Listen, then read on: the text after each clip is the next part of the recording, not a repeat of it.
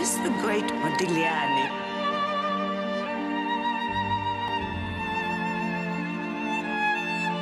L'exposition s'intitule Amedeo Modigliani, l'œil intérieur. C'est une exposition rétrospective de l'ensemble du travail de Modigliani et on a voulu lui donner cette idée de œil intérieur parce que Modigliani réalise très souvent ses yeux en amande vides et il aurait dit à un de ses amis que l'œil vide veut dire qu'il regarde à l'intérieur de lui-même. Donc à la fois il fait une enveloppe corporelle de son personnage mais aussi il donne une vue de l'intériorité de ce personnage-là. Et si un jour j'ai de la chance, je peindrai vos yeux.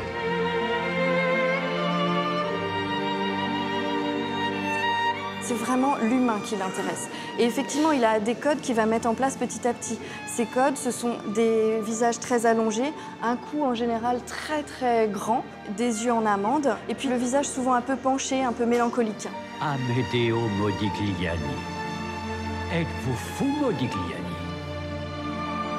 Les gens sont attirés par cette mélancolie parce qu'il y a une sorte d'empathie vis-à-vis du modèle qui est représenté.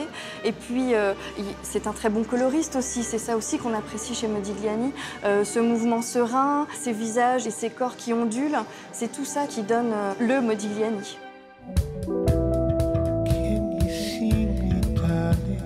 On connaît moins le Modigliani sculpteur. Il pioche un peu dans toutes les cultures. Il se rend beaucoup au musée du Louvre, au musée du Trocadéro, où il voit des reproductions du temple dans le corps. Et il va mêler tout ça pour créer une espèce de beauté idéale.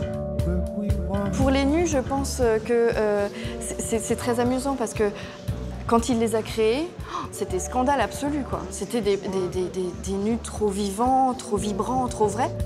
Le nu assis à la chemise, c'est un tableau magnifique parce qu'il mêle à la fois la beauté du nu, la vibration dans la chair, vraiment c'est une vraie femme, et en même temps sa tête, elle est complètement issue de son travail sur la sculpture. Le visage très allongé, le nez très allongé, les yeux en amande, vides. Il ressemble à un masque plutôt, son visage.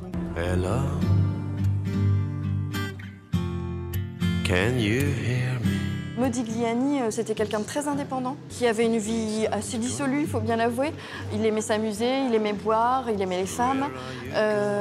Et en même temps, ce que je trouve attachant chez ce personnage, chez cet artiste, c'est que sa passion première, c'était la création, c'était la peinture. Tout passait en premier pour la peinture. Where is the great Modigliani?